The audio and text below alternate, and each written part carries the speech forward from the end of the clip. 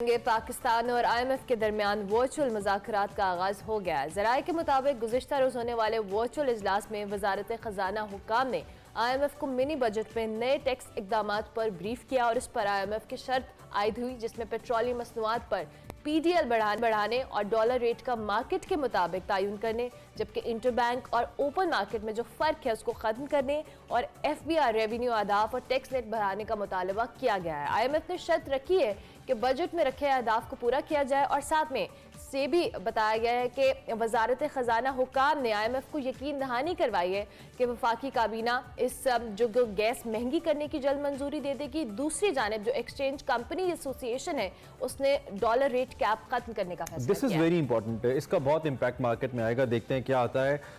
दूसरी जानिब इस फैसले की अगर हम बात करें, जैसे कि अमना ने बताया, तो ये फैसला एक्सचेंज कंपनीज इजलास में किया गया और मौक़िफ़ ये भी अपनाया गया कि जो डॉलर कैप है इसको ये जो रोकने का इसकी प्राइस को फैसला है ये मुल्की मफाद में नहीं है, लिहाजा इसको रिमूव किया जाए, एक फ्री मार्केट हो, मार्केट खुद डिटर्मिन करे कि इस वक्त क्या नतीजा निकलता है। मार्केट में जो मसनूई तलब है वो इससे बढ़ रही है, लोग डॉलर ज़्यादा ख़रीद रहे हैं और इस लिहाज से जो रेट है उसके अंदर फ्लक्चुएशन भी ज़्यादा और वो बढ़ भी रहा है और इस तरीके से जो हमारा फॉरेन एक्सचेंज रिजर्व्स हैं उसके ऊपर भी इसका डायरेक्ट इंपैक्ट आ रहा है। डॉलर का जो मार्केट रेट है वो 250 रुपये से ज़ायद है, इस वक्त 255 तक की भी रिपोर्ट्स आ रही हैं। जो डिफरेंट एक्सचेंज कंपनीज एसोसिएशन है इसके मुताबिक डॉलर बेचने वाले को रेट मिलेगा तो हमारे पास आएगा, डॉलर हमसे खरीद कर ग्रे मार्केट में बेचने वाले भी कट जाएंगे और इससे आज अगर अमल दरामद इस पर शुरू होता है तो उसका इंपैक्ट बहुत ज़बरदस्त आ सकता है, पॉजिटिव आ सकता है। एसोसिएशन का ये भी दूसरी जानिब कहना है कि कैप करने का फैसला हमारा अपना था, ख़त्म करने का फैसला भी हमारा है और ये जो फॉरेक्स मार्केट ज़राए हैं इसके मुताबिक इस वक्त ओपन मार्केट से खरीदारी का डॉलर रेट 253 रुपये मुकर्रर करने का फैसला किया गया है, यानी कि it will 253 rupees for a dollar. इसका क्या इंपैक्ट आएगा, ये मामला किस जानिब जाएगा और क्या ये डॉलर की जो प्राइस है इसको ओपन करने के बाद मार्केट के ऊपर छोड़ने के बाद क्या ये एक पॉजिटिव इंपैक्ट डालेगी हमारी इकॉनमी पे या नहीं।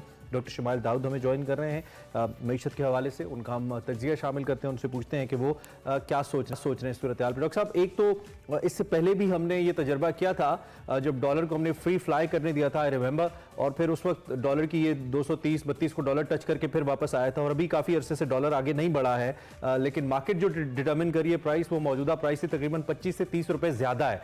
आपके ख्याल में ये जो कैप हटाने का फैसला किया गया है, पहले कैप किया गया था, ये क्या इंपैक्ट आप देख रहे हैं इसका और खासतौर पर जो एलसीज का मामला है इस पर क्या इंपैक्ट आएगा इसका? जी बहुत शुक्रिया। पहली बात ये कि इस वक्त हम लोग ऐसी सिचुएशन में फंस चुके हैं कि IMF प्रोग्राम के बगैर हम आगे बढ़ नहीं सकते और IMF की प्री कंडीशन में अब और जहाँ पे और फैसले हैं जो हुकूमत को लेने हैं उसके अंदर ऑब्वियसली ये भी एक इम्पॉर्टेंट एलिमेंट है।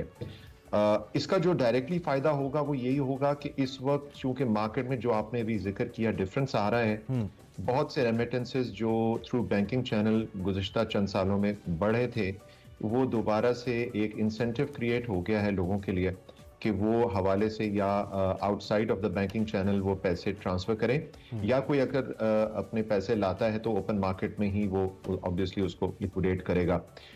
इस वजह से वो जो बेनिफिट हमारा जो ट्रेड डेफिसिट का और सारे जो डेफिसिट्स हैं उनको पूरा करता है रेमिटेंस, उस पे भी एक प्रेशर आ रहा है जिसका हमें नुकसान हो रहा है। तो एक तो ये फ़ायदा हो सकता है।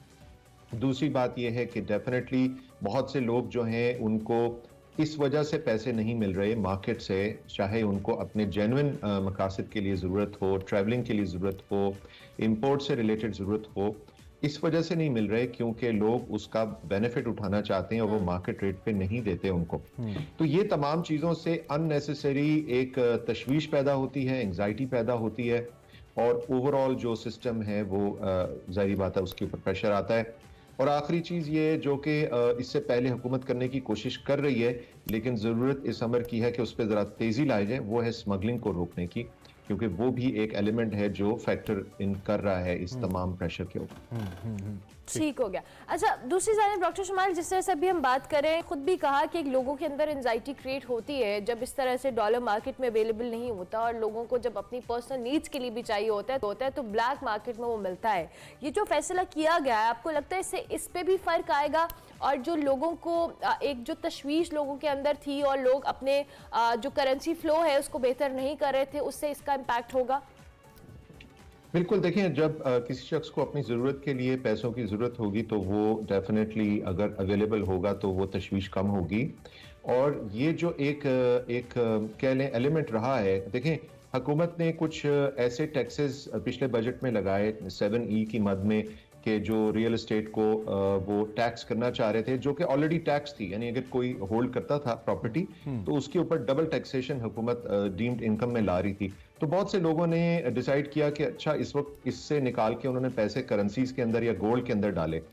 तो हुकूमत देखिए ना, हर जो डिसीजन होता है उसको जब तक थिंक थ्रू ना किया जाए तो फिर ये इस किस्म की डिस्टॉर्शंस पैदा होती हैं।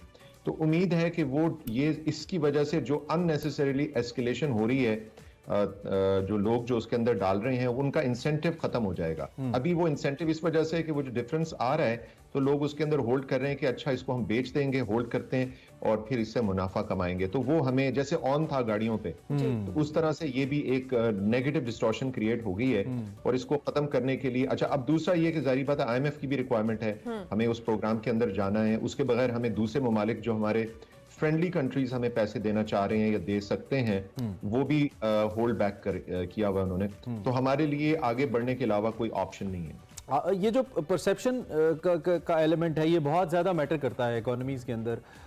हमें याद है 2018 के अंदर या 17 के अंदर जो हमारी इकोनॉमी की पिक्चर थी वो पिक्चर इतनी अच्छी थी कि अगर इंटरनली हम कुछ बहुत ज़्यादा बहुत हैवी रिजर्व्स के साथ नहीं भी बैठे हुए थे, लेकिन हमारी जो एक डेवलपमेंट की पिक्चर थी वो दुनिया को ये दिखा रही थी कि शायद we going to be the big market in next 20-30 years, और लोग बड़े इंटरेस्टेड थे। पिछले कुछ अरसे में हमने ये पिक्चर बड़ी ब्लर कर दी, बड़ी ख़राब कर दी। अभी इसको ठीक करने के लिए हुकूमत के पास क्या ऑप्शंस हैं? चूंकि इसहाक डार साहब तो वापस आए हैं, लेकिन ऐसा लगता है कि वो सूरत हाल को काबू कर नहीं पा रहे हैं। वो जो एक परसेप्शन था पाकिस्तान की इकोनॉमी के बारे में, जिसको टॉप 25 इकोनॉमीज के अंदर इसको आना था एंड ऑल दैट, वो ठीक नहीं कर पा रहे ऐसा लगता है। तो इसके लिए डॉक्टर साहब क्या करे हुकूमत? देखिए, हुकूमत के पास इस वक्त अभी बहुत कम ब्रीदिंग स्पेस रह गया है। उसकी वजह है कि मैक्रो इकोनॉमिक इंस्टेबिलिटी की तरफ हम बढ़ गए हैं, एज पर हैं। और ऑब्वियस सी बात है, हमें जो दूसरे ममालिक हमें हेल्प करते हैं, डेट फटीक कह लें इसको, कि अब बहुत से ममालिक जो हैं वो कह रहे हैं कि हम जिस तरह हालिया डेवोस में भी आपने देखा कि जो सऊदी फाइनेंस के करता धरता थे, उन्होंने जो बात की, वो अब सब ये कह रहे हैं कि आपको परफॉर्म करना पड़ेगा और गैर मशरूत हम नहीं पैसे दे सकते। सारी दुनिया पाकिस्तान को एक ही मैसेज दे रही है कि आप अपने घर को जो है इन ऑर्डर करें। IMF भी यही कह रहा है और जरूरत भी इसी चीज की। अच्छा, अब घर को ऑर्डर में लाने का मकसद क्या है? आपको वो मुश्किल फैसले जो आप पिछली दिहाइयों में डिले करते रहे हैं, इस वजह से कि ये पॉपुलिस्ट डिसीजंस नहीं है, इससे कोई सेगमेंट ऑफ सोसाइटी नाराज होगा, कोई इंस्टीट्यूशन नाराज होगा, कोई लोग नाराज होंगे। आई थिंक कि हमें अब सच बताना चाहिए पब्लिक को कि भाई ये मजबूरी है। अगर हमें जल्दी लाइट बंद करनी है, अगर हमें ऑस्टेरिटी मेजर्स करने हैं, अगर हमें अपने कंजम्पशन पैटर्न्स को चेंज करना है, तो हमें लोगों को कॉन्फिडेंस में लेना पड़ेगा। जरूरत इस चीज की है कि हमारी लीडरशिप पूरे मुल्क की जो रियासत की है वो सामने आए, लोगों के साथ सच बात करे और उनके साथ बताए कि भाई ये एग्जिस्टेंशियल मसाइल हैं, इसके अंदर हमारे पास अब रूम नहीं है, लिबर्टी नहीं है कि आप नाराज हो जाएंगे। सॉरी, हमें अब सर्वाइवल की बात चल रही है। बिल्कुल ठीक है, बिल्कुल ठीक है। Thank you very much doctor साहब, बहुत शुक्रिया वक्त दिया और अपना तजिया हमारे सामने रखा। डॉक्टर शमाइल दाऊद अपने ख्यालात का इजहार करते पाकिस्तान की मईशत को लेकर। मसला यहाँ पे ये है कि जिस अशराफिया को हमने अंडर टैक्स लाना है वही अशराफिया बैठ के इस चीज़ के फैसले कर रही होती है, और इसी वजह से इतना टैक्स उन शख्सियात पे आता है, उसका जो इम्पैक्ट है वो गरीब आदमी पे ज़्यादा आता है। We were just discussing off air कि 16 रुपए की रोटी और 35 रुपए का 30 रुपए का naan, and this is how we are talking about Pakistan in 2023।